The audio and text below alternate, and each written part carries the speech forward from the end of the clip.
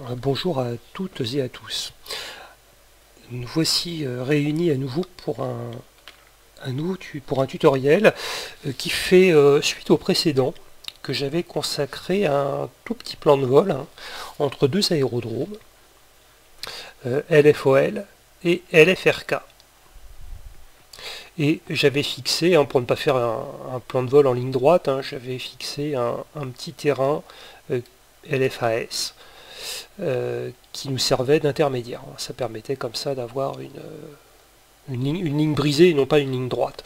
Un plan de vol, c'est rarement en ligne droite. Souvent comme ça, on a des points intermédiaires. Voilà. C'était pour donner un petit peu de réalisme. Alors ce premier plan de vol, on l'avait effectué à l'aide de balises situées au sol. On avait utilisé le VOR de l'Aigle, le VOR de Caen, et on avait fait une approche à l'aide d'une, et à l'aise aussi d'ailleurs, d'une balise NDB ici. Alors, on avait utilisé une procédure avec cette balise. Ce vol, on l'avait essentiellement réalisé manuellement. On avait utilisé les instruments, mais au sol. On avait utilisé des balises, des ailes radio au sol, mais on avait fait tout ça à la main. Donc ça nécessitait une intervention du pilote en permanence. Donc ça, c'est une façon de faire, et je pense que c'est une façon de faire qu'il faut absolument connaître. C'est très important. Il y a évidemment d'autres façons de faire un vol, et là je vais vous en indiquer une autre où on va utiliser le GPS. Voilà, qu'on avait soigneusement laissé de côté la fois précédente. Là on va faire le contraire. On va laisser de côté les radios, les balises, on va mettre tout ça de côté et on va utiliser exclusivement le GPS. Alors, on va faire le même vol entre ces deux aéroports, LFOL, l'Aigle Saint-Michel, LFRK, Caen-Carpiquet, et notre terrain intermédiaire qu'on va se contenter de survoler, LFAS, Falaise Monderennes. Et on va faire tout ça à 3000 pieds. Pour ce faire, on va utiliser un autre appareil, parce que jusque-là, c'est vrai que je vous ai pas mal montré le Cessna 172. On va passer au Baron. On va utiliser le Baron pour ce petit vol. Donc on va faire ici nouveau vol. On va sélectionner ici notre aéroport de l'Aigle Saint-Michel. On va démarrer, personnaliser ici, on va démarrer d'un point, peu importe, voilà, une norme quelconque, peu importe, voilà. On va sélectionner notre appareil, notre Baron. La météo, on prend celle du monde réel parce qu'elle est parfaite. Là, c'est le grand bleu, c'est formidable.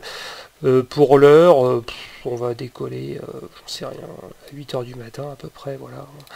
On va décoller de jour, peu importe que ça soit 8h, midi, 3h, c'est pas fondamental. Et on va laisser notre simulateur se lancer. Nous allons ici aller sur le site du SIA. Alors là, on a défini notre plan de vol avec SkyVector qui nous donne les distances et les caps à titre indicatif. On va aller ici sur notre site du SIA, qui est un site de référence. On va aller là, hop, et on va aller chercher dans les aérodromes notre aérodrome de départ qui est, je vous le rappelle, l'Aigle Saint-Michel, LFOL.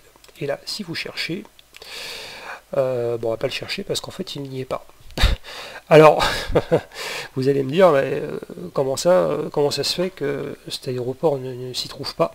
Eh bien, il ne s'y trouve pas parce que tout simplement, c'est un petit aérodrome et qu'il n'y a pas de procédures qui sont éditées. Voilà, donc on ne le trouvera pas ici. Alors, comment faire? Catastrophe. S'il n'y a pas de procédure, on va s'en passer. Ça, c'est la première chose. Ça ne veut pas dire que vous n'avez aucune information. Donc on va revenir ici sur la page d'accueil du SIA. On va aller dans Préparation plan de vol et on va choisir ici Atlas VAC. On va utiliser les cartes à vue qui vont quand même nous donner quelques informations. On va ici sur VAC aérodrome, parce que les héliports, c'est pour les hélicoptères. Et on va ici taper par exemple le code de notre aéroport, LFOL, l'Aigle Saint-Michel, on fait OK. Et là, hop, c'est magique, ou presque. Vous avez une carte qui s'affiche, qui comporte d'ailleurs 2 pages. Alors la première page, Elle comporte, je crois qu'on a déjà vu ce genre de carte, hein. Vous avez ici une en-tête avec un cartouche qui vous indique déjà que c'est un appareil, enfin c'est un aéroport qui est ouvert au public, c'est pas un aérodrome militaire, c'est ouvert aux avions, à l'aviation générale, c'est ouvert aux hélicoptères, c'est ouvert aux ULM, on fait de la voltige et on fait même de l'aéromodélite, on fait de tout, hein. Vous avez une date de publication, 10 octobre 2019, vous avez une position géographique, latitude, longitude, vous avez une altitude, ça c'est très important, 787 pieds, vous avez le code ICAO, ou ASCI comme vous voulez, et vous avez ici une carte.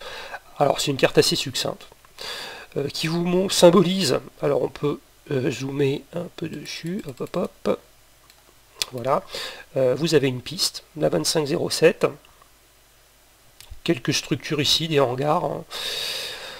On vous donne les caps magnétiques des pistes, alors la 07 elle est au 0,66, la 25 elle est au 246, on vous indique ici qu'il y a un seuil de piste décalé, ici et là. On vous dit ici, si vous faites un tour de piste, le sens, alors si vous arrivez ici sur la 07, les virages, c'est un circuit main droite, hein, les virages se font à droite. Si vous arrivez sur la 25, les virages se font à main gauche. Bon, c'est assez basique. Vous avez également une altitude, hein, pour le tour de piste, ça se fera à 1800 pieds. Ce qui paraît logique, hein. En général c'est 1000 pieds au-dessus de l'altitude de l'aéroport. L'aéroport est à peu près à 800 pieds, hein, 787, donc 1800 pieds, voilà, c'est logique. Vous avez quelques informations utiles si vous faites... Alors si c'est une carte d'approche à vue, hein, donc vous avez des repères visuels. Voilà, donc vous avez ici des routes, vous avez des ronds-points, vous avez des bois, hein, quelques espaces verts comme ça, vous avez des villes, des hameaux, hein, quelques constructions. C'est assez succinct. Hein, c'est assez succinct.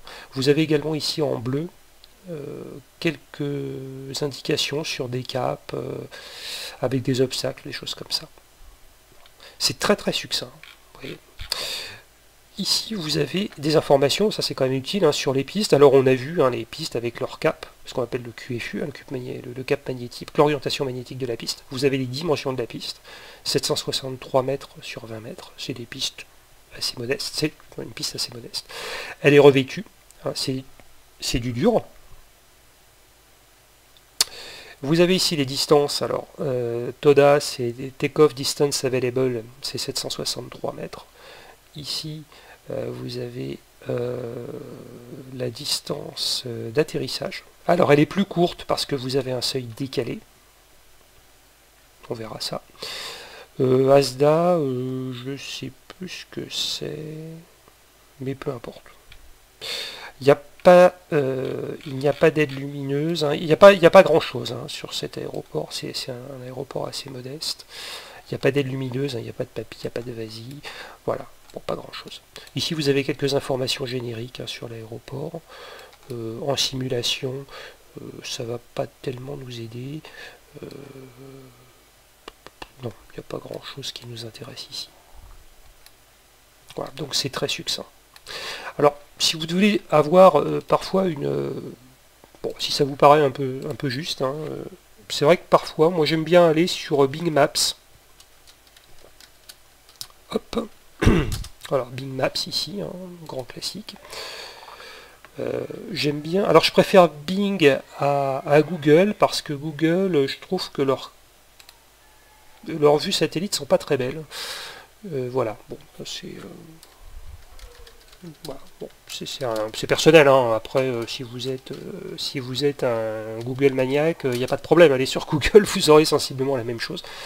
Voilà, vous tapez ici l'aigle Saint-Michel et vous allez tomber sur cette chose là, et vous avez ici voilà, hein, l'aérodrome qui est symbolisé, enfin, qui est représenté ici, qui est photographié, il n'est pas symbolisé, voilà, il est visible ici. Vous avez cette piste ici en dur. Vous avez quelques structures ici. Et vous retrouvez bien, hein, ici les routes, les ronds-points. Voilà, hein, vous trouvez ici sur la carte qui est je sais plus où. Elle est là. Voilà, hein, vous retrouvez bien ici, hein, vos routes, vos ronds-points. Ici les petits bois, le bois E en deux parties. vous allez le retrouver normalement hein, ici. Voilà, vous avez ce bois ici, hein, et vous en avez également ici. Vous avez bien ici votre rond-point, ici une route qui est au nord, une route qui est plus au sud, l'aéroport qui est coincé entre les deux routes, ici vous avez vos deux ronds-points. Donc voilà, hein, si vous avez besoin d'être visuel, une carte satellite, enfin une image, une photo satellite comme ça, c'est parfois plus parlant qu'une carte comme ça qui est parfois un peu succincte. Voilà. Néanmoins, les deux sont complémentaires. Hein. C'est bien d'avoir les deux parce que là, vous avez par exemple des altitudes, vous avez un certain nombre d'informations que vous n'aurez pas sur la carte satellite. Enfin, sur l'image satellite. Voilà. Donc, voilà. Alors ici, nous, on va décoller. Bah, ça va pas trop nous donner d'informations. On va essayer de décoller de la piste 25. Voilà, et ensuite on fera notre plan de vol. Enfin, on va faire notre plan de vol avant. Alors ici, nous avons notre baron qui est au parking. Le voilà. Le voilà, le voilà. On va faire un petit zoom arrière. Vous avez ici les structures hein, de notre petit aérodrome hein, qui est très modeste. A noter hein, que ce sont ici des textures génériques de X-Plane hein, que j'ai utilisées. J'ai pas changé de photo satellite. Pas d'orthophoto ni rien. Voilà, je me suis mis en basique. Si vous débutez, c'est peut-être ce que vous avez d'ailleurs. Probablement. Alors, notre plan de vol, il est extrêmement simple. Alors, ce qu'on va faire, bon, on va commencer par démarrer notre appareil. Alors ici, j'ai une petite checklist. Hein. Voilà, que j'ai noté. Alors, on va cacher ici les manches, voilà, qui vont nous embêter. Bon, ici, tout est éteint. C'est parfait. Alors, on va allumer ici la batterie. On va allumer ici les beacons. Hein. Je vous rappelle que c'est le feu ici clignotant en haut de la dérive, qui permet de signaler hein, aux personnes qui se trouvent autour que l'avion n'est pas à l'arrêt, hein, on va démarrer. Mixture, hop, à fond. Alors vous avez deux moteurs, hein, donc il y a toujours deux manettes à manipuler. Les call flaps, ils doivent être fermés, ouverts ici parce qu'on est au sol, hein, donc c'est les manettes qu'on a ici en bas, hein, donc là ils sont ouverts pour permettre au moteur de se refroidir. La synchro d'hélice, elle est ici, elle est éteinte. Les alternateurs, on va les mettre sur on. Les quantités de carburant, ici on a à peu près un tiers de réservoir. C'est un vol court, hein, on n'a pas besoin de beaucoup, donc ça c'est bien, mais il faut quand même s'assurer qu'on a suffisamment de fuel. Donc ça c'est ok.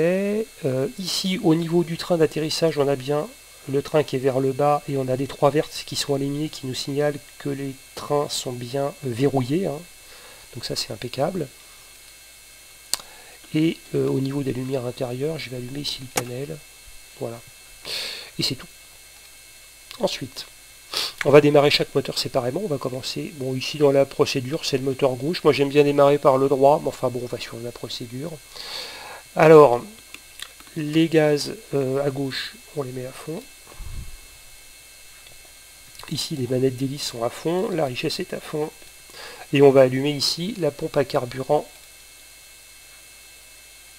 Alors, ce qu'on va regarder ici, hein, c'est le fuel flow. On va allumer la pompe à carburant. Voilà. Ça va gaver, hein. Ça va gaver le carburateur. On va couper la pompe. On va remettre ici les gaz à zéro et on va engager un petit peu cette manette de gaz, hein, environ d'1 pouce en avant. On va ensuite démarrer les moteurs. Alors on va s'assurer, surtout ici, qu'au niveau des instruments, la pression d'huile, ici à droite, monte tout de suite. Ça c'est important. Donc, hop, hop, hop, les magnétos start. Voilà, la pression d'huile est montée. Le moteur est lancé, hein, ça y est. Voilà, ça tourne. Voilà.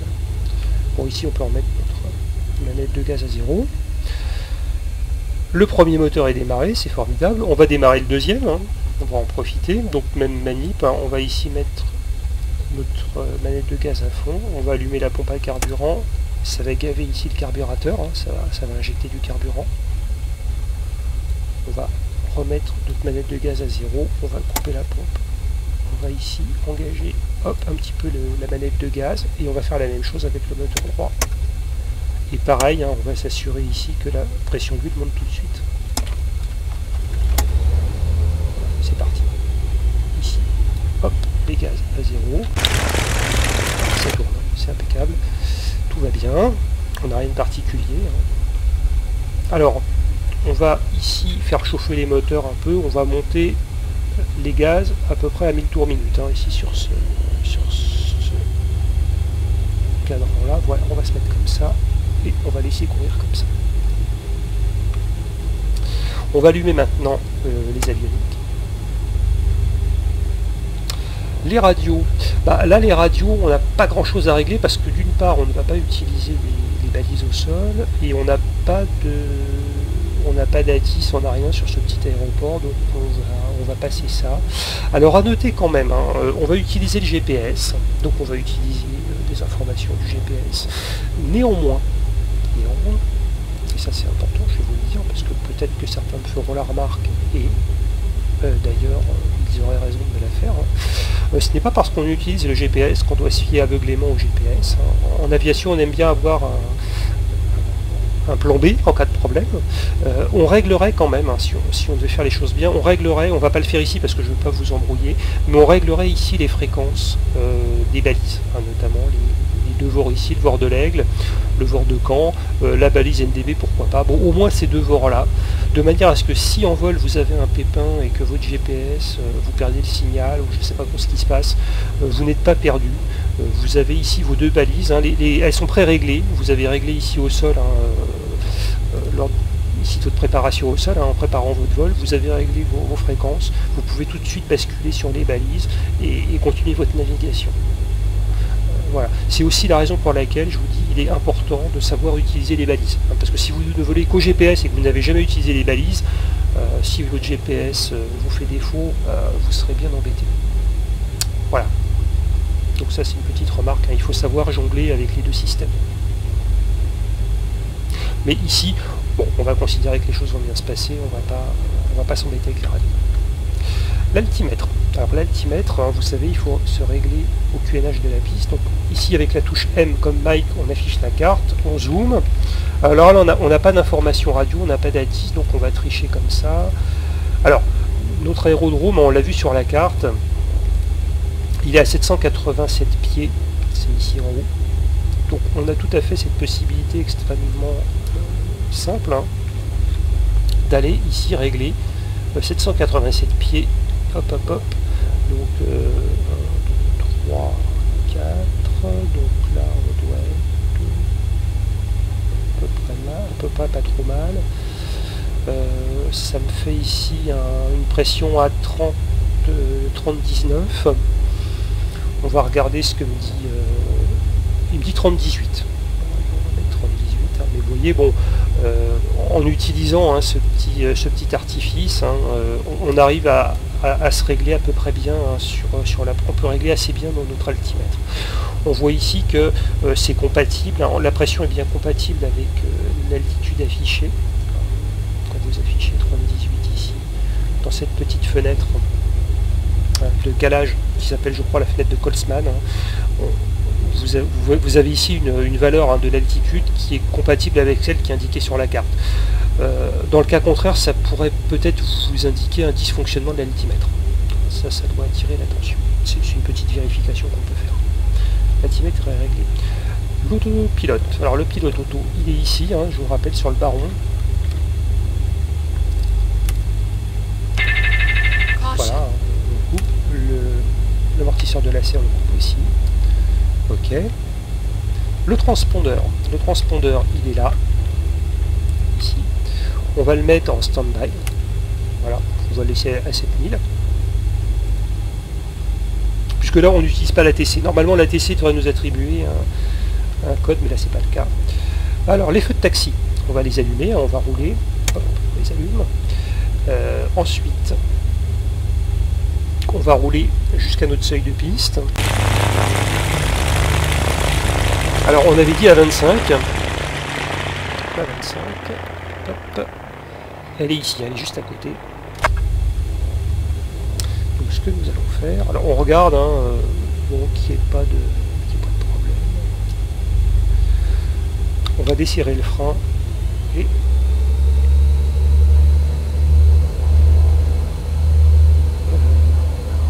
parce que là, je suis un petit peu perdu avec ces plots. Ah ouais, voilà, là, c'est en face. C'est pas évident de se repérer avec ces plots. Hop, hop, hop, on va faire les choses bien.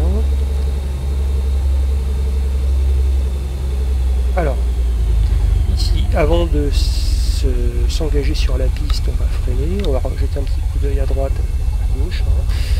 Hop, hop, hop. Et on redémarre. On desserre les freins. Là. On regarde toujours avant de s'engager sur une piste. C'est histoire de ne pas se retrouver dans une situation catastrophique avec un appareil qui nous tombe dessus. Donc je vous rappelle que c'est un seuil de piste décalé, hein, et donc on peut utiliser la totalité de la piste au décollage. On va faire ici notre demi-tour, on serre un peu à gauche, hein, et on va faire notre demi-tour ici en bout de piste. Hop hop hop. On regarde ici un autre indicateur de virage, hein, ça fonctionne. Et on va venir ici s'aligner sur l'axe de piste tranquillement. Hop, hop, hop, et voilà. On freine. On met le frein de parking. Alors, j'ai coupé ici les sons extérieurs de l'appareil pour que le bruit de moteur ne couvre pas ma voix. Voilà. Le seuil de piste décalé, hein, il est là. Voilà, hop, hop, hop, on se met comme ça. Vous voyez, hein, ici, le seuil de piste, il est là, et vous avez cette partie ici de piste, hein, qui est disponible. C'est ça un seuil décalé. Hein. Le seuil de piste n'est pas ici au bord de la piste, il est un peu plus loin. Cette partie de piste, elle est disponible pour le décollage, mais pas pour l'atterrissage. Ce qui explique donc que la surface sur cette piste-là, la longueur de piste disponible pour le décollage sera supérieure à celle disponible pour l'atterrissage, parce que l'atterrissage, lui, doit se faire à partir après le seuil de piste. Hein. Le toucher de piste, en général, il se fait à peu près... On prend ce repère-là, hein, il se fait à peu près dans cette partie-là. Donc cette partie-là n'est pas comptée. Cette partie de piste-là hein, n'est pas comptée, elle n'est pas étudiée, elle n'est pas conçue pour recevoir un appareil. Pour recevoir le choc, l'impact, hein, le toucher de roue lors de la prise de contact avec le sol. Voilà. La prise de contact, elle doit se faire ici. Par contre, pour décoller, pas de souci. Vous avez une distance plus importante. Donc là, on va exploiter, hein, on va utiliser cette distance-là. On va aligner ici notre petite pinule de cap hop, sur le cap de piste. Voilà, voilà. Alors, on va se mettre... Alors, il y a une chose que j'ai pas faite, hein, j'aurais peut-être dû faire au parking, c'est le plan de vol. Ça, j'aurais dû le faire avant. Alors ici, hein, en cliquant sur l'écran de votre GPS, il peut s'afficher comme ceci. On va aller sur FPL, pour Flight Plan. Vous avez un plan de vol dedans. On va l'effacer, si c'est le cas. Vous allez dans Menu, et avec le bouton là, hop, hop, Delete Flight Plan, hein, Enter, on n'a plus rien. On rappuie sur FPL, on rappuie à nouveau, et ici vous avez notre aéroport de départ hein, qui apparaît. On appuie ici sur le bouton, on va ici rentrer notre première étape de plan de vol. Alors je vous rappelle, hein, la première étape c'est LFAS, c'est un petit aéroport intermédiaire, et avec le bouton, hop, on fait défiler tout ça.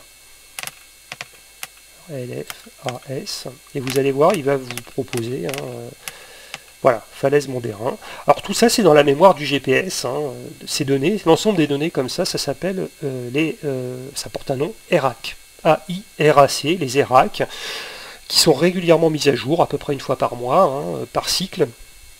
Alors vous avez des cycles successifs. Alors ici on va valider notre premier point, on fait Enter, on accepte. Hein. Les cycles ERAC, hein, ils sont caractérisés par un chiffre. Les deux premiers, enfin c'est un chiffre à 4, enfin c'est un nombre à 4 chiffres. Les deux premiers c'est l'année, et les deux suivants c'est le mois. Donc par exemple si vous êtes en avril 2020, bah, ça sera 2004, enfin, ça sera 20 pour l'année, 20. 0,4 pour le mois d'avril. Si c'est mars 2019, ça sera 19 pour l'année 2019 et 0,3 pour le mois de mars, hein, donc 1903. On se repère comme ça. Ces ERAC peuvent être mis à jour à partir d'un site de Navigraph, mais c'est payant. Sinon, vous devrez voler avec des données périmées. Voilà, comme moi. Hein. Voilà, si vous appuyez sur le message, hein, voilà, vos données sont pas à jour. C'est pas bien grave. On va ensuite rentrer notre point suivant. Le point suivant, c'est notre point d'arrivée. Et c'est LFRK. Donc c'est pareil ici, hein, on va faire défiler nos lettres comme ça. Alors LFRK, et c'est Caen Carpiquet, je vous le rappelle. Voilà. Enter, hein, on valide 2 fois. Et ici, vous avez l'ossature de votre plan de vol. Hein. Si vous revenez ici sur l'affichage, il vous met votre plan de vol. Voilà. Avec ici en magenta votre route.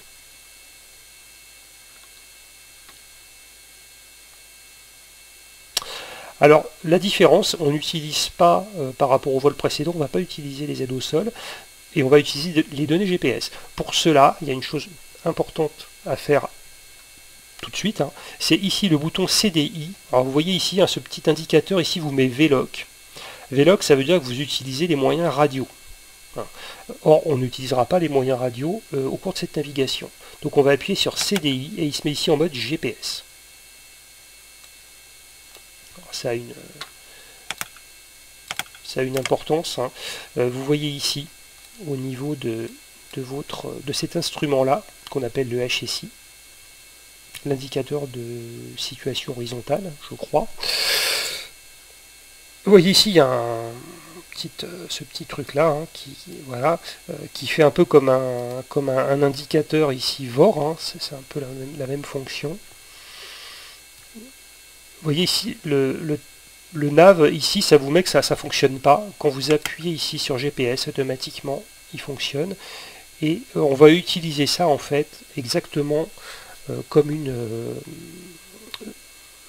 un indicateur ici pour suivre une radiale, en fait. Hein. C'est exactement le même principe. Vous allez voir, c'est très simple. Donc on a rentré ici l'essentiel de notre plan de vol. Du moins l'ossature, hein, vraiment la partie principale de notre plan de vol. Et on va fixer notre altitude à 3000 pieds, donc ça, voilà, on va voler à 3000 pieds. Et ce que nous allons faire, alors le GPS ici, on vous donne une indication. Voilà. Donc il vous dit que là, votre prochaine étape, c'est LFAS. Et il vous donne une indication, il vous dit que le cap recherché, ce sera le 288, et que vous êtes à 33 nautiques de LFAS. Et si vous allez chercher sur SkyVector, il vous donne 33 nautiques, et il vous donne un cap à 288, hein, c'est tout à fait cohérent.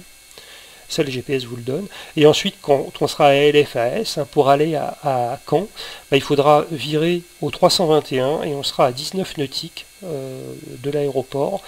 Et la distance totale ici, hein, elle est de 52 nautiques. Hein. Notre vol fera environ 52 nautiques. Bon, il fera un peu plus que ça en fait. Pour l'instant, on n'a pas réglé la procédure d'arrivée.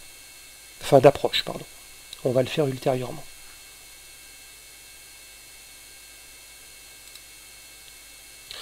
On a fait les choses principales hein, pour notre vol. On va pas trop se casser la tête. On va décoller. Alors, on va quand même s'assurer ici que notre trim il est au neutre. Moi, je vais le mettre au neutre. On va mettre un cran de volet pour décoller. Tout est réglé. On a du carburant. Hein. Les voyants ici sont éteints. On va mettre notre transpondeur en mode Charlie. On va décoller. Donc ce qu'on va faire, on va continuer dans l'axe de piste et ensuite on va voler pour rejoindre l'aérodrome LFAS. Je vais rallumer les pompes à carburant, je vais allumer les feux de landing, je vais couper les taxis, je vais allumer les feux de navigation et les strobes que j'aurais dû déjà allumer d'ailleurs peut-être. On va On va allumer le pitot, ouais, bon, pourquoi pas. Et on va y aller. On va y aller tranquillement. Alors, voilà, ici on a un cran de volet. On n'oublie pas aussi que c'est un appareil à train rentrant, hein, donc il faudra rentrer le train. faudra pas l'oublier. La vitesse de rotation, elle est à 85 nœuds hein, sur cet appareil. On pousse progressivement les gaz, on a lâché les freins, et on le laisse partir. Allez, on corrige hein, avec le palonnier. On surveille ici notre vitesse. On n'est plus très loin de la vitesse de rotation. Allez, hop, on tire sur le manche, il va monter. Allez, on tire franchement, il s'élève, ça y est. Donc là, on essaye de rester dans l'axe de piste. Le vario est positif, hein, vous voyez. On va rentrer le train. Le train, il ne sert plus à rien. En plus, il nous freine, hein, il fait de la traînée. Allez, on monte. On va le monter. Donc il monte assez franchement, hein, vous voyez, c'est un appareil qui est quand même assez costaud. On va réduire un petit peu ici le pas d'hélice, hein, enfin on va modifier un petit peu, on va tirer un peu. Bon là, on monte vraiment bien. On va rentrer notre cran de volet, on n'en a plus besoin. Voilà. On le laisse monter, on va le monter à 3000. Hein. On peut couper les pompes à carburant. On peut couper les feux de landing. On peut mettre la synchro d'hélice. Hop, hop, hop. Il en profite pour n'en faire qu'à sa tête. On va réduire un peu les gaz. On va réduire un peu la... Voilà. On va réduire à 2500 tours. Hein. Ici, on réduit à 2500 tours. On réduit les gaz. On va les réduire à peu près à 25 pouces de pression d'admission. Voilà. Et on le fait monter tranquillement. Hein. On le compense un petit peu au trim parce que c'est un appareil quand même qui a tendance à monter assez vite. Voilà, on est à 2300 pieds. Hein. On monte. Ce qu'on va faire, je vais me mettre en pause. Vous remarquez ici que voilà, notre aiguille, elle s'est complètement décentrée. Hein. Ça veut dire quoi? Ça veut dire qu'en fait, ça symbolise notre route. Ça veut dire que notre avion est à gauche de la route. Si vous regardez le GPS, ici, il vous indiquera la même chose. Alors, vous avez ici cette ligne magenta qui représente notre route et vous voyez, on est bien à gauche. Donc il va falloir qu'on vire ici sur la droite hein, pour intercepter notre route. C'est ce qu'on va faire, hein. On va lui donner un cap. Alors ce qu'on va faire, on va le monter à 3000, on va le stabiliser comme ça. On va pas s'embêter, on va le monter à 3000, on va continuer sur ce cap là, c'est pas grave si on n'est pas sur notre route, c'est pas le plus important.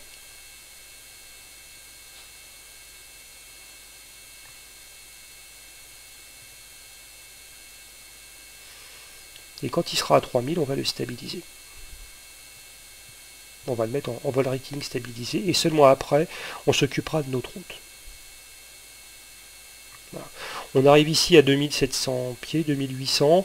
On va réduire les gaz. Hein. On va commencer à réduire un peu les gaz. On va anticiper et à réduire également ici la rotation, hein, la vitesse d'hélice. On va se mettre à 2200 tours à peu près. Voilà. Et hop, on va le bloquer à 3000. Maintenant, on va le travailler un peu au trim. Hein. Voilà, on va le trimer comme ça. Voilà, on n'est pas trop mal. Voilà. Vous voyez, c'est un appareil qui vole hein, autour de 150 nœuds. C'est un appareil assez véloce quand même. On va utiliser le pilote automatique. On va le mettre ici en mode heading et en mode halt et on va l'engager. Donc là, c'est vous qui choisissez hein, l'altitude. On est à environ 3000 pieds et on lui a fixé ici un cap. Mais évidemment, on n'est pas du tout sur notre route. Hein. Notre route, elle est beaucoup plus à droite. Donc ce qu'on va faire, hein, c'est avec ce petit bouton ici, on va intercepter notre route comme on intercepterait en quelque sorte la radiale d'un VOR. Hein. Donc on va se mettre comme ça et on va le laisser voler comme ça tranquillement. On va couper le réchauffage du pitot, parce que je pense que c'est plus tellement utile. Donc là, c'est vous qui décidez hein, de la route à suivre. on le fait fonctionner manuellement.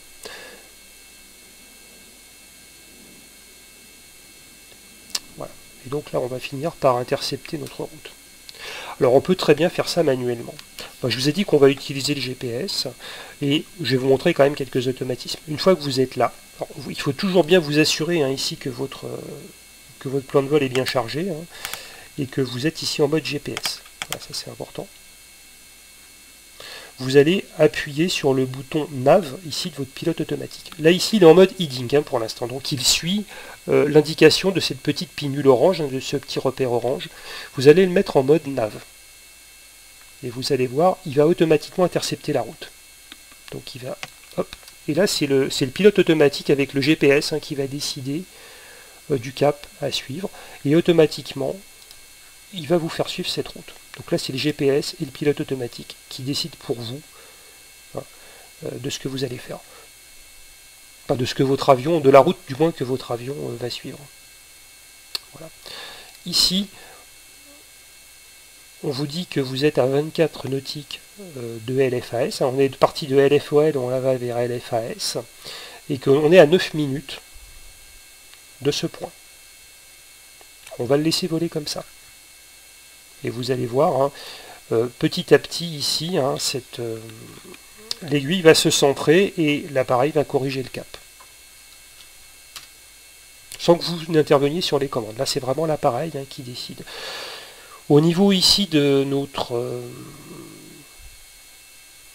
commandes moteur, on est à 2000 tours, on est à 20 pouces de pression d'admission et on est à 2200 tours minute. Bon, pourquoi pas. Ici, on va fermer un peu les call flaps parce que en vol, c'est pas la peine de les laisser ouverts en grand. Voilà. Donc vous voyez ici, on se rapproche petit à petit de notre route et vous allez voir que notre aiguille ici va se centrer.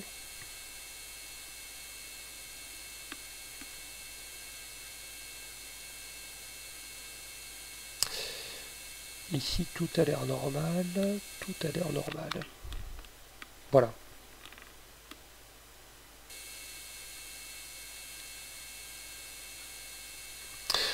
Ce que nous avons laissé de côté pour l'instant, c'est l'approche. Alors l'approche, dans le tutoriel précédent, on avait utilisé une balise NDB. Là, je vous ai dit, on ne va pas du tout utiliser ce type d'approche.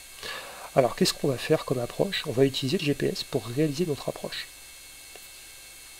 Alors, autant pour notre aéroport de départ, il n'y avait pas du tout de procédure de décrite, parce que c'est un petit aérodrome. L'aéroport de Caen, c'est un terrain quand même un peu plus important. Bon, certes, c'est pas Charles de Gaulle, mais c'est quand même un aéroport un peu plus important. Il y a des procédures qui sont décrites et on va utiliser donc ces procédures.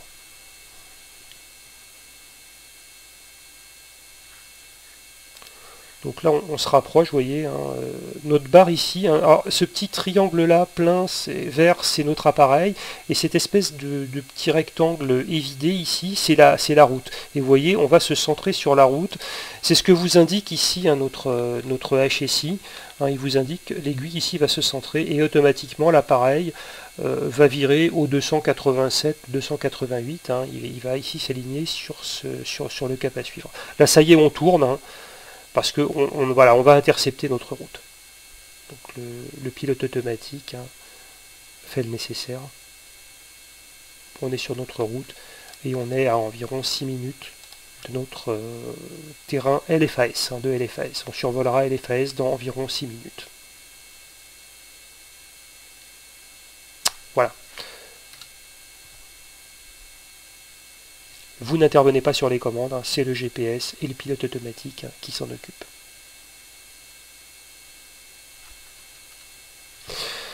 Alors, on va le laisser voler comme ça quelques minutes. On va retourner ici sur notre page du SIA. Donc la carte ici, on peut l'enlever. On va aller sur Caen-Carpiquet. Et on va aller sur les cartes de l'aérodrome. Alors vous avez ici une carte d'aérodrome qui vous donne quelques informations. Vous avez une fréquence, vous avez une fréquence d'ATIS, la 123,080, 123 décimales 080.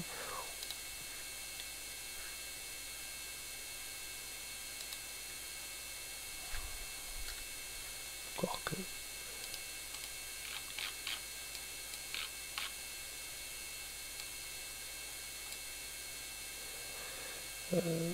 mais je crois qu'elle fonctionne pas cette fréquence, il me semble que je l'ai testé.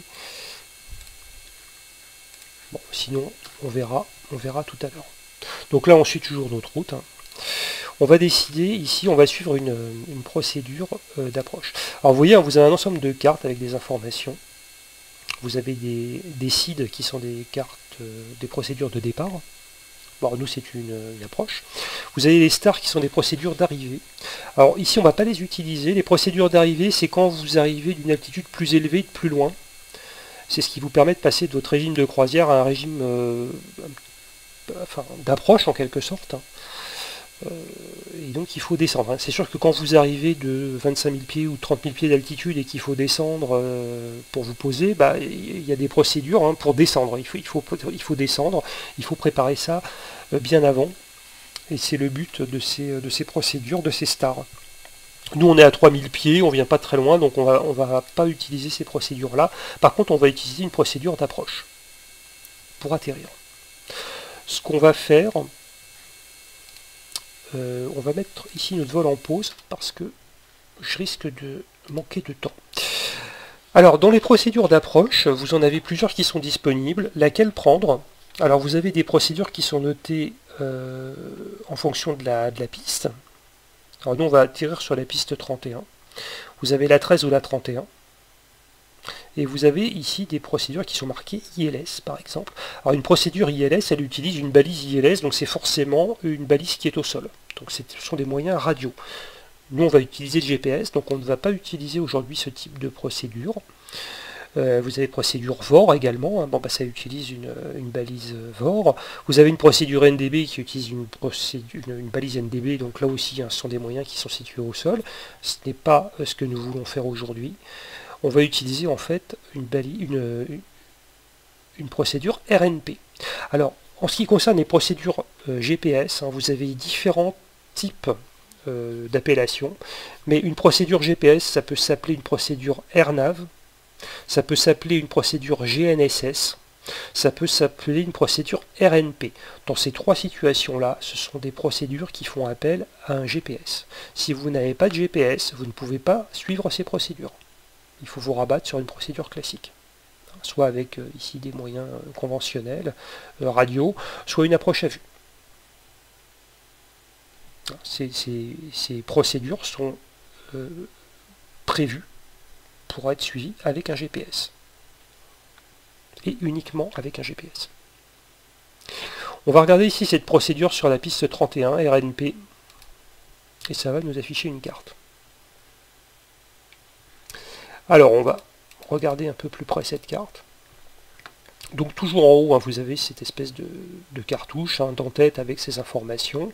C'est c'est Camp Carpiquet, hein. Cette carte elle a un nom, ici. Elle date du 30 janvier 2020, elle est récente. RNP. Et vous avez également ici des informations sur l'approche. Donc elle s'adresse aux catégories A, B, C, D, hein, d'avions. Donc nous c'est la catégorie A. L'altitude de l'aérodrome à 256 pieds. Le seuil de piste, hein, décalé à 232 pieds. Vous avez quelques fréquences qui sont décrites. Et puis surtout ici vous avez la procédure proprement dite. Alors ça peut paraître un peu complexe. Alors ça rappelle un peu la carte d'approche de tout à l'heure, hein, avec une carte comme ça, assez succincte.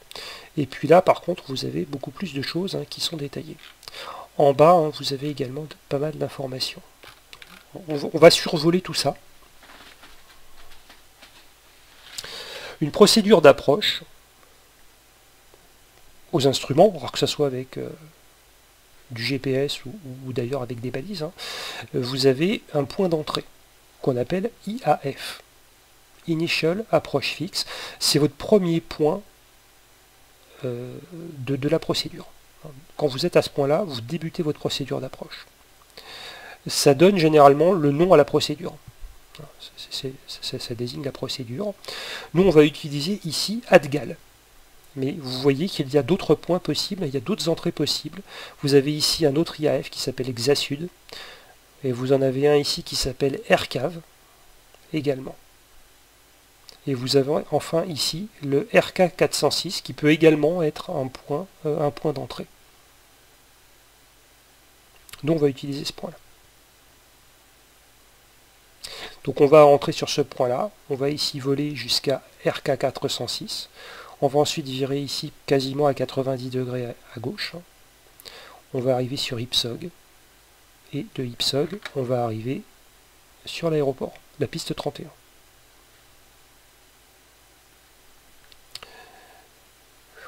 Les pointillés, ça désigne une approche manquée. C'est-à-dire qu'ici, si vous atterrissez et que vous avez un problème, vous faites une remise de gaz, eh bien, il faudra suivre ce circuit en pointillé. Il est décrit ici. API, montez dans l'axe ici, jusqu'à RK410. Vous tournez à gauche, vous rejoignez ici Adgal. De Adgal, vous passez à Exasud, et là, ensuite, vous intégrez ce circuit, cet hippodrome d'attente pour prendre une décision, contacter le contrôleur aérien, voilà. Bon, voilà. En tout cas, ici, vous vous mettez en attente. Donc, il y a une procédure qui est décrite. On ne va pas s'en occuper. Vous avez également ces choses-là. Voilà. L'espace aérien autour des aérodromes, il est découpé comme ça en secteurs. Alors parfois c'est représenté sous la forme d'un camembert. Ici c'est éclaté. Mais bon, ça revient au même. Ce sont les altitudes minimales par secteur. En fonction du secteur par lequel vous arrivez, il y a une altitude minimale à respecter. Vous ne pouvez pas vous trouver en dessous. Généralement parce qu'il y a des obstacles ou pour des questions de réglementation. Donc nous on va arriver ici par le sud-est, donc on sera dans cette partie-là. Alors vous voyez, c'est toujours centré sur un point. Alors ici c'est centré sur le point RK406, ce point-là. On arrive par ici, donc il faudra qu'on soit au minimum à 2700 pieds. Je vous rappelle que nous on est à 3000 pieds, donc on est au-dessus de ces 2700 pieds, donc il n'y a pas de problème. Mais vous voyez que par secteur, c'est pas la même altitude. Si vous arrivez ici par le sud-ouest, c'est 2900 pieds. Si vous arrivez plutôt par le nord, c'est 2000 pieds. Donc il y a quand même des différences assez notables. Donc ça, c'est important aussi de regarder ces altitudes minimales par secteur.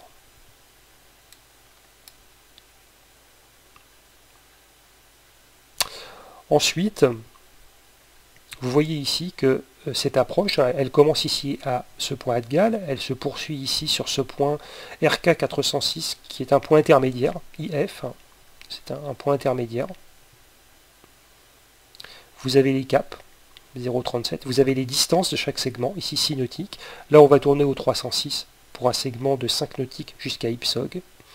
Et de Ipsog, ici, à notre seuil de piste, il y aura 8 nautiques et demi, et il faudra maintenir au 306.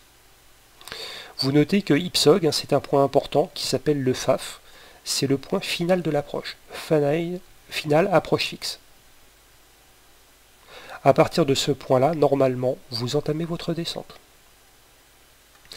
Vous avez également ici une altitude qui est notée, 3000 pieds, et vous voyez ici, c'est souligné et surligné, enfin vous avez, c'est encadré, ce qui vous indique que c'est une altitude qui est obligatoire.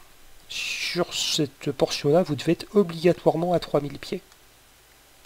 Là, c'est une altitude minimale, vous pouvez être à 3005 par exemple, ou à 4000, ça pose pas de problème. Par contre, sur ce segment-là, c'est une altitude obligatoire.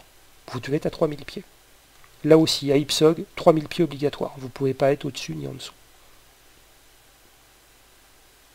Donc il faudra suivre ces indications. Vous avez également ici des repères d'obstacles. Mais bon, ici on est bien au-dessus, donc ça ne posera pas de problème. Ça, c'est le guidage, c'est ce qui vous donne une vision verticale, c'est une vision de dessus. Vous avez une vision de profil de votre approche. Alors, cette vision de profil, généralement, elle commence ici,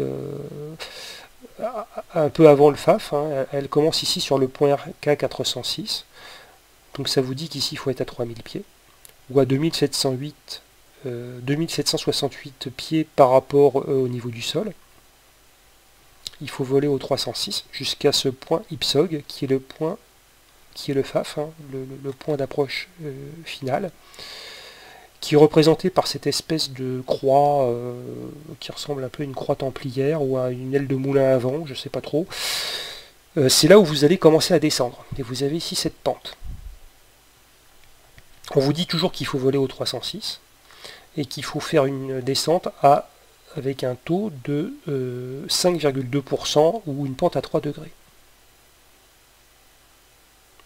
Alors ces informations ici, elles sont données de manière indicative. Nous, on ne va pas les utiliser parce que c'est le GPS qui va nous le dire. Et le pilote automatique. Vous avez ici une altitude de décision. Alors, l'altitude de décision, en fait, on va voir ça ici un peu plus bas, ce à quoi ça correspond. Dans ce tableau-là, vous avez un résumé de différentes... cette procédure, elle peut être suivie de différentes façons. Et on va voir ça. On ne va pas s'occuper des dernières colonnes ici. On va s'intéresser aux 3 premières. En fait, c'est la première que nous allons suivre, LPV. Alors, LPV, LNAV, VNAV et LNAV, ce sont 3 procédures GPS, ici, qui sont décrites. Alors, pourquoi 3? Les 2 premières sont des approches de précision. Alors, qu'est-ce qu'une approche de précision? Alors, si vous allez chercher des infos là-dessus, vous allez vous casser la tête avec tout un tas de choses très compliquées. En fait, c'est assez simple à comprendre, si c'est expliqué simplement. Une approche de précision, c'est pas forcément d'ailleurs une approche GPS, hein. On peut faire des approches de précision avec des balises ou avec le GPS. Enfin, les deux méthodes, hein, permettent de faire des approches de précision. Une approche de précision, elle va comporter 3 types d'informations. Ça va vous donner un guidage latéral, un cap, ici qui va vous permettre de vous aligner sur la piste. Ça va vous donner un guidage ici sur le plan vertical. Donc ça va vous guider sur la descente. Le 3e type d'information, ce sont des informations de distance. Ça vous donne des distances. Vous voyez ici, vous avez des distances. Donc une approche de précision doit comporter un guidage latéral qui vous permet de vous aligner par rapport à l'axe de piste. Ça doit comporter un guidage vertical qui vous permet ici de vous guider sur une pente, hein, sur une descente, et de vous dire si vous êtes conforme à ce plan de descente, ou si vous descendez ici, ou si vous descendez comme ça, et que là, bah, c'est pas bien, hein, parce que là, vous risquez de vous poser trop loin, là, vous risquez de vous poser avant la piste. Voilà, il faut être ici bien sur ce plan de descente. Et ça va vous donner également une notion de distance. Ça veut dire que là, il faut commencer votre descente. Quand vous êtes ici à 8,5 nautiques de votre piste, eh bien, vous entamez votre descente. Si une seule de ces 3 informations manque, vous faites ce qu'on appelle une approche de non-précision. Voilà, c'est tout ce qu'il y a à retenir. Voilà. C'est pas compliqué. En ce qui concerne l'utilisation des balises, une approche de précision se fait en utilisant une balise ILS. Si vous n'avez pas une balise ILS, ce n'est pas une approche de précision. Il n'y a que la balise ILS qui vous donnera ces informations. Nous, on utilise le GPS. Alors, les approches de précision, ici, ce sont ces deux-là, LPV et LNAV, VNAV. Alors, pourquoi 2 procédures? Alors, c'est un peu compliqué. Si on l'explique de manière compliquée, c'est assez simple à comprendre si on l'explique toujours de manière simple. La méthode LPV, je pense que c'est la plus précise. Elle utilise des données GPS pour vous guider. Donc elle permet, hein, vous le savez que le GPS vous donne des informations très précises sur votre vitesse et sur votre position, hein, c'est très très précis, et elle permet également de positionner des points sur le terrain de manière très précise. Ces points, je vous le rappelle, alors l'aéroport lui il existe, hein, évidemment, c'est quelque chose qui existe en dur, mais les points ici, Adgal, RK, Ipsog, RK, Xasud, etc., ce sont des points virtuels, ils n'existent pas. Ils ne représentent rien sur le terrain. Ce sont des points qui sont simplement définis par leur position géographique avec une latitude et une longitude.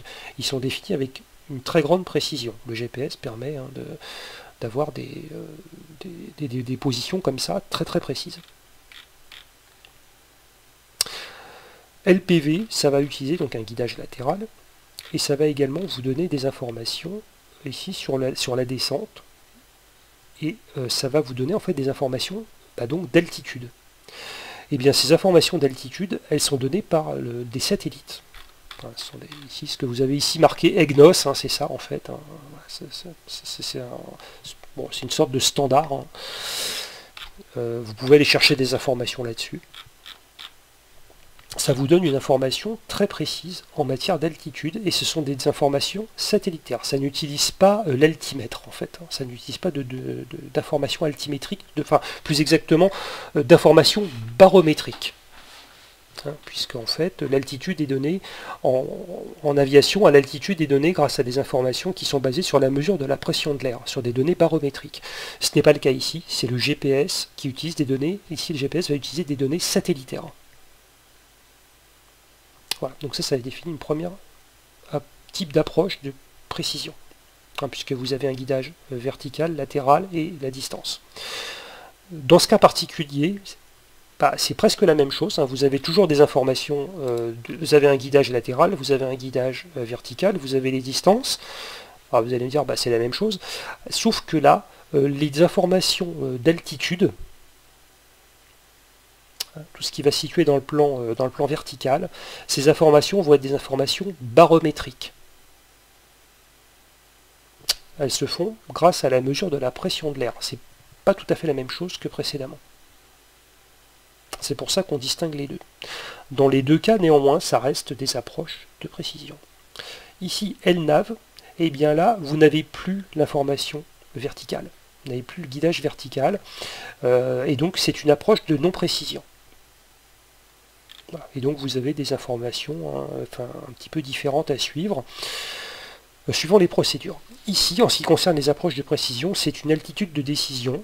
Alors l'altitude de décision, c'est une altitude, quand vous allez arriver ici à 440 pieds d'altitude, ou ici à 480 pieds d'altitude, eh bien, vous devez avoir ici une référence visuelle, hein, vous devez avoir une visibilité de 750 mètres devant vous.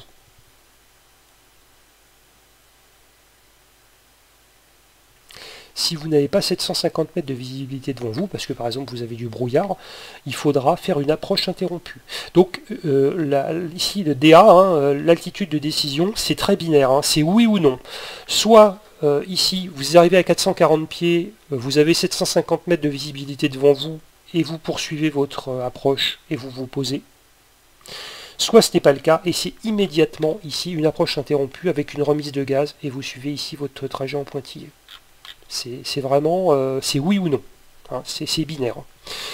La NDA, ici, qui est décrite pour cette approche ici, qui est une approche de non-précision, alors là, c'est fixé à 590 pieds, c'est un palier. C'est une altitude minimum de descente. C'est-à-dire que vous allez descendre à 590 pieds ici, vous allez pouvoir maintenir un vol en palier pendant quelques temps, et pour prendre votre décision. Voilà, c'est ça la nuance. C'est un petit peu différent. Nous, ce qui va nous intéresser ici, c'est notre première approche, c'est LPV, c'est celle-là que nous allons utiliser. Donc nous allons ici arriver par notre point qui s'appelle ADGAL, puis RK406, puis IPSOG, et à IPSOG, c'est notre point, c'est notre FAF, on va descendre ici pour se poser. On va retourner sur notre appareil, on va enlever la pause, et on va continuer notre vol. Ici, je vous le rappelle, c'est le pilote automatique et le GPS qui gère notre vol. On va ici aller dans Procédure, Proc, et on va sélectionner une approche. Alors ici, hein, vous pouvez naviguer avec ça. On va donc aller sur Sélectionner une approche, on va faire Enter, et vous avez ici toutes les approches disponibles pour ce terrain, LFRK.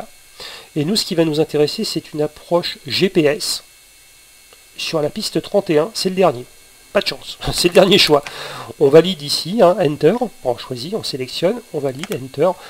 Et vous voyez ici, vous propose plusieurs approches possibles. Eh bien, je vous rappelle que nous, hein, ce qu'on avait défini comme point d'entrée, c'était ADGAL.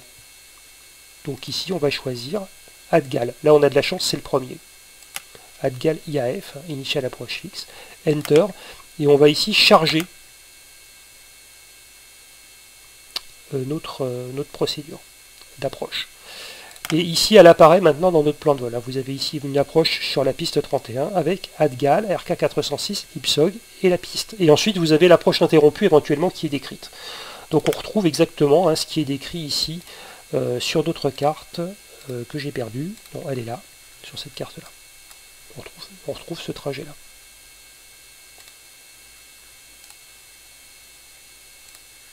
Nous sommes à 2 minutes 30 environ de LFAS. Alors on va le laisser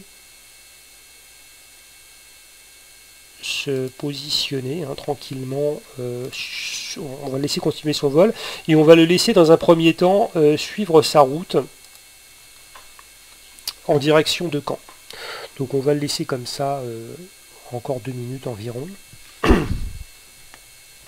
Alors là, nous avons, donc toujours en GPS, ça c'est important, nous avons chargé ici notre approche, mais nous ne l'avons pas activé pour l'instant. On l'activera un peu plus tard. Alors, comme on va ici, on peut jeter un coup d'œil sur... on peut rajouter ici à la suite un ADGAL dans SkyVector. Voilà, ce point il est situé un peu plus loin. Alors, vous voyez ici, si vous êtes ici sur LFAS, qui est là, c'est une ligne droite, le plan de vol il est en ligne droite ici, là vous voyez, on va aller sur ici ADGAL qui est situé là, on va continuer un peu comme ça sur notre, on va prolonger en quelque sorte un peu notre route. Donc dès qu'on aura passé LFAS, on va automatiquement activer notre procédure d'approche de manière à se diriger tout de suite vers ce point ADGAL, qui est vraiment le point d'entrée. C'est un point très important, c'est celui de notre, c'est le premier point de notre approche, il ne faut surtout pas le rater. On est à moins d'une minute de notre terrain. Alors on a ici une petite rangée d'éoliennes. Ça vole toujours. Et vous allez voir que le pilote automatique automatiquement va virer sur la droite. Dans quelques secondes maintenant. Il va anticiper le virage normalement. Ça devrait se faire dans très peu de temps.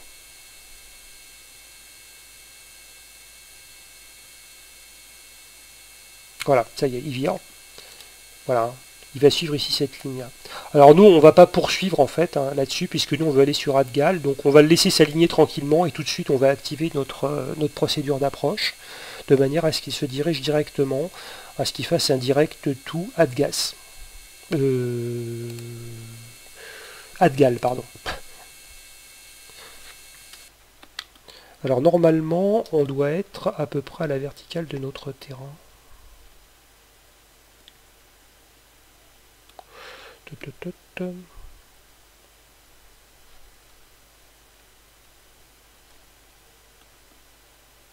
Voilà, le terrain, on le voit ici, notre terrain LFAS, c'est ce terrain, c'est cette petite bande en herbe, vous voyez, on passe à la verticale. Alors je vous disais que les balises sont très précises, le GPS évidemment est très précis également. Là il n'y a pas de problème. Voilà. Donc là maintenant on est on vole directement vers Caen, ce qui n'est pas exactement ce que nous voulons faire. Donc on va ici aller sur FPL, enfin sur proc, pardon, procédure, et on va activer notre approche. Donc on va ici sélectionner Activate Approach, on fait Enter, et là automatiquement, vous allez voir, il va virer. Voilà, il va tout de suite se diriger vers ADGAL. Donc il suit ici cette petite portion.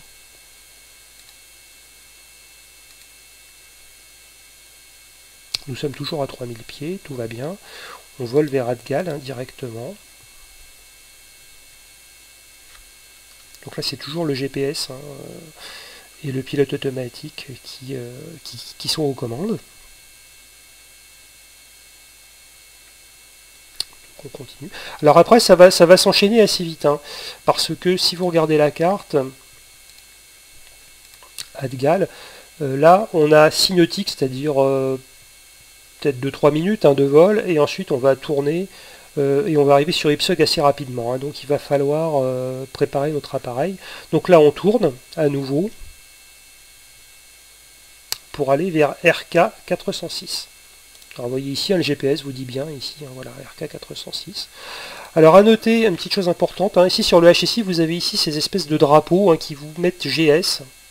Et ben, vous allez voir que quand on va quand on va activer notre approche, hein, automatiquement, ça va disparaître. Hein. Quand on va être vraiment à proximité de notre terrain, ça va disparaître. Donc ici, on est en train de s'aligner sur cette portion-là, hein, au cap 0,37 en direction de RK406, toujours à 3000 pieds, hein, je vous le rappelle, l'altitude est fixée à 3000 pieds jusqu'à IPSOG, hein, de toute façon, donc on ne touche pas l'altitude. Voilà. On a un appareil relativement simple, donc c'est pas très compliqué de le préparer pour l'atterrissage. Néanmoins, on va commencer, vous voyez, on est à 1 minute 30 environ, hein, de notre point. On va commencer quand même à le mettre en configuration d'approche. On va y penser assez fortement parce qu'après, les événements vont s'enchaîner très rapidement. Donc ce qu'on va faire, on va ici ouvrir les call flaps, ce sera fait. La mixture, je l'ai laissée à fond, hein, je m'en suis pas occupé.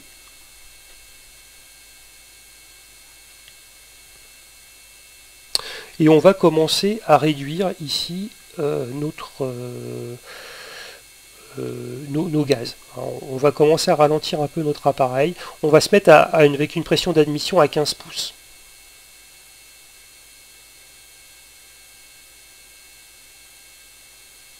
Voilà, 15 pouces. Et ici, on va pousser un peu nos manettes d'hélice, hein, pour arriver autour de 2500 tours.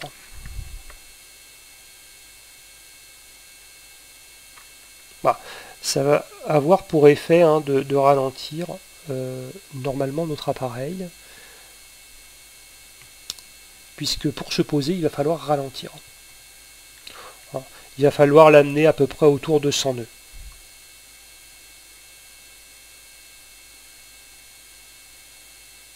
Voilà, là il tourne.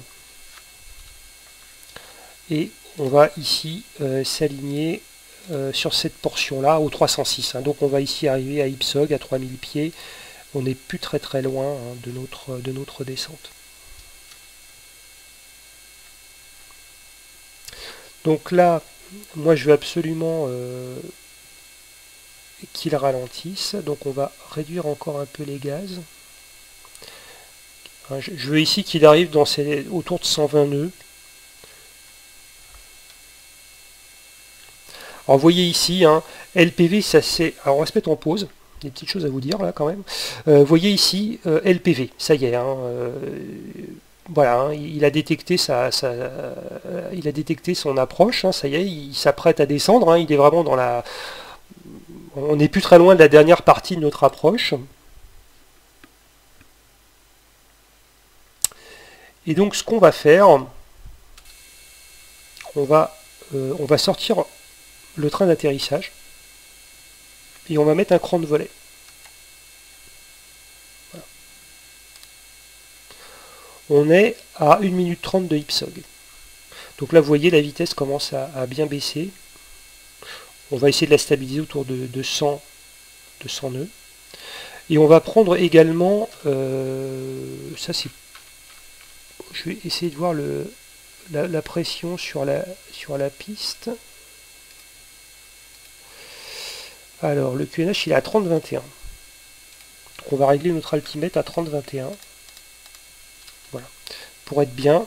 Voilà. Ici, on a 1 minute de IPSOG. On va activer ici le mode approche du GPS. Approche. Voilà, attention à ce que notre vitesse, elle descende pas trop quand même, hein. Voilà. On va couper la synchro d'hélice, on va allumer les pompes carburant, on va allumer les feux de landing, on va allumer les feux de taxi. Voilà.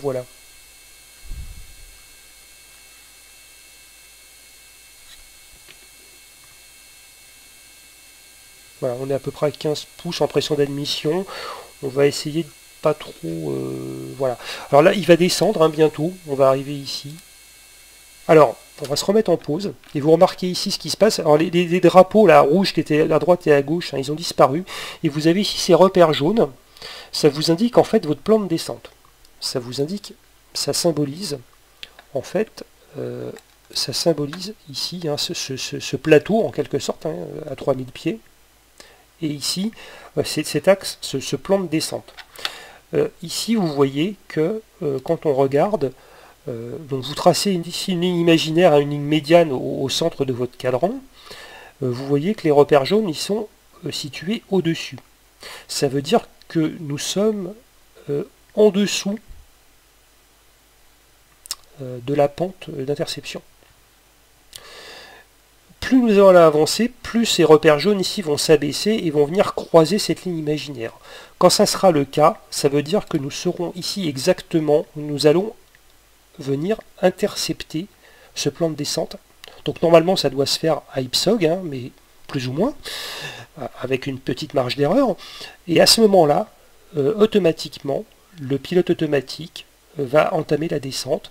Et comme on est autour de 100 pieds minutes, quand on est autour de 100 nœuds, on aura un taux de descente qui sera autour de 500-550 pieds à la minute.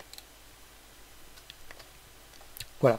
Donc surveillez bien ici hein, ce petit repère. On enlève la pause. Et vous verrez que hop, le variomètre il va chuter autour de 500 pieds minute. On surveillera également notre vitesse. Donc là, tout est sorti. Hein. J'ai sorti le train d'atterrissage. J'ai tout sorti avant pour être tranquille.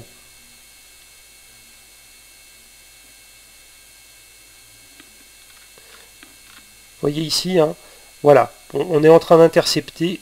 Voilà, on descend à 500 pieds minute. On est à IPSOG et on descend. On surveille notre vitesse, hein, pas prendre trop de vitesse. Donc là, on va réduire un peu les gaz. On va augmenter ici en tours. On va monter un peu les tours de manière à freiner notre appareil. Et on va mettre un deuxième cran de volet parce que je veux pas qu'il descende trop vite. Voilà. Voilà. Notre terrain, normalement, il doit se situer devant nous.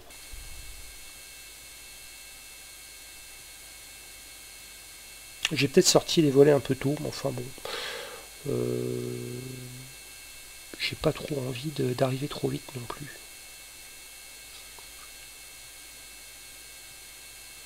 C'est vrai que j'ai sorti mon deuxième cran de volet peut-être un peu... J'ai été un peu rapide. Voilà, mais bon. Donc on surveille ici notre vitesse. Donc je réduis un peu les gaz, hein. Je ne veux pas descendre trop vite. Enfin, je ne veux pas aller trop vite. Voilà. Vous voyez ici, hein, notre repère jaune, il est parfaitement centré. Ce qui indique que normalement, on suit bien notre plan de descente. Hein. Tout se passe bien. Tout se passe bien. Voilà. On est autour de... On va essayer de maintenir notre vitesse autour de 100 nœuds.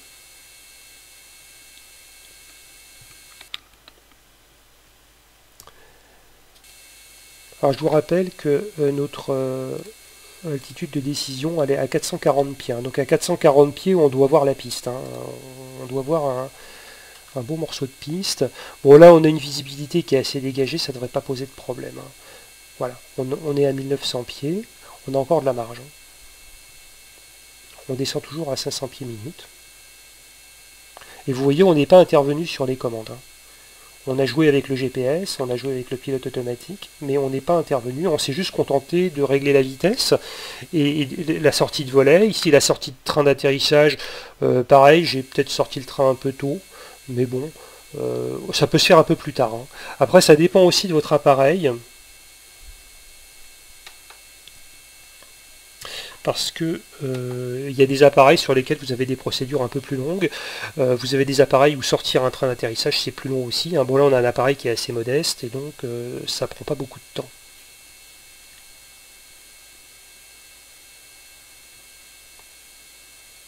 On est toujours autour de 500 pieds minute. 1400 pieds. Et on est à 2 minutes. Hein. Le GPS nous dit 2 minutes.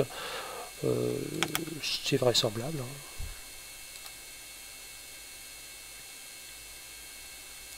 Et on est à 3 nautiques. Et moi, alors moi je le vois, je vois la piste. Je sais qu'avec la qualité de la vidéo n'est pas toujours extraordinaire et je sais que ce que moi je vois à mon écran, vous le voyez pas forcément sur la vidéo, mais là je vous dis que moi déjà la piste, je la vois, hein, je la vois clairement. Elle est droit devant, on est bien aligné. Donc on va continuer comme ça. Ici, richesse à fond. Tout est correct, hein. On a allumé les pompes à carburant, le train évidemment il est sorti, il est verrouillé, hein, 3 loupiottes vertes, hein, ça c'est important aussi. On continue de descendre, on va couper ici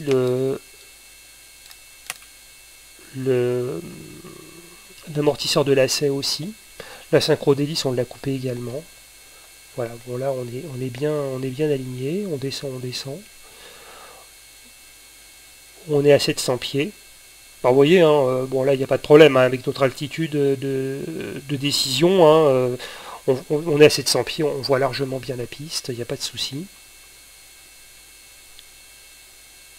On descend toujours, on est bien aligné, tout est impeccable. La vitesse, on va la réduire on va légèrement réduire d'un filet de gaz.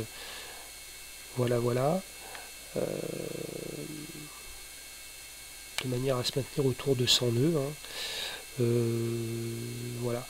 Là, moi, voilà, bon, je suis à 400 pieds. Je vais déconnecter le pilote auto et je vais continuer à la main.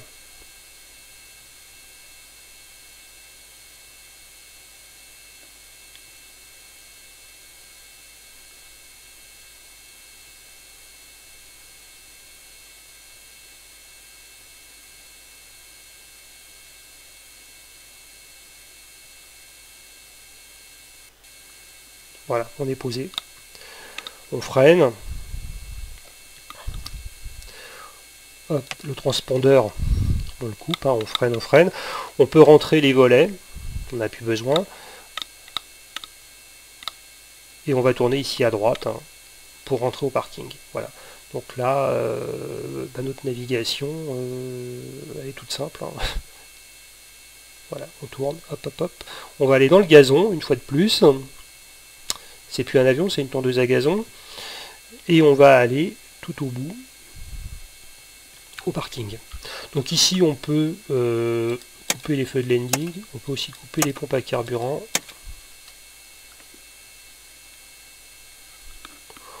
On peut également couper les strobes. Hein. On n'a pas besoin. Alors, mon avion, il s'est arrêté. Allez, on met un peu de gaz. Alors, sur l'herbe, ça roule moins bien. Il faut mettre un peu plus de gaz quand on est sur l'herbe hein, que quand on est sur le bitume.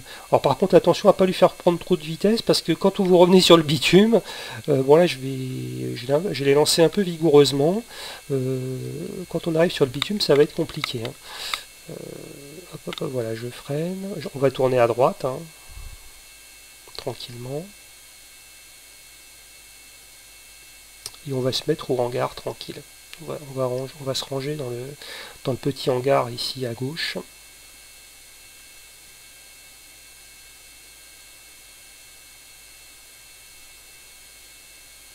Hop là. Voilà. Frein parking.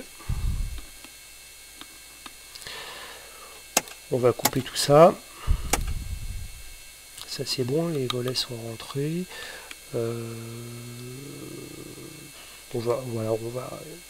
On va ici arrêter les moteurs. On va couper tout ce qui est électrique. Hein.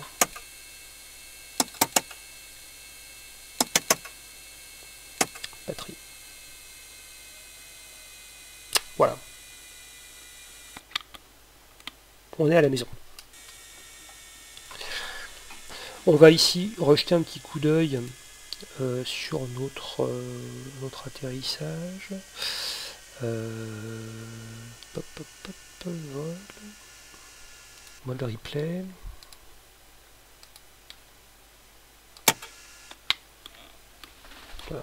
Donc sur mon exemple, j'ai peut-être été un petit peu précoce sur la sortie du train et des volets. Mais bon, j'aurais peut-être pu gérer ça un peu plus tard.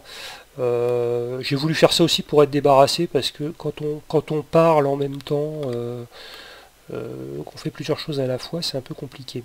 À noter que la sortie de volet, elle se fait autour de 150 nœuds. La sortie du train d'atterrissage doit se faire à une vitesse inférieure à 152 exactement, enfin 150 nœuds.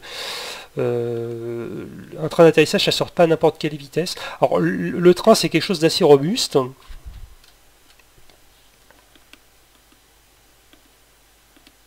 Voilà. Hop, on se pose. Voilà, donc un toucher de piste, bon, assez tranquille. Hein. Voilà. Et une entrée ensuite au parking. Allez hop, à la maison. Oui, le train d'atterrissage, c'est quelque chose d'assez robuste, mais par contre, ce qui l'est moins, c'est les trappes. Hein, les volets ici qui permettent de fermer les trappes, c'est relativement fragile, hein, donc vous avez une vitesse minimale. C'est comme les volets. Hein. Les volets, c'est pareil, ça n'aime pas les trop grandes vitesses. Hein, donc un train, ça ne peut pas sortir à n'importe quelle vitesse. Il y a aussi des vitesses à respecter.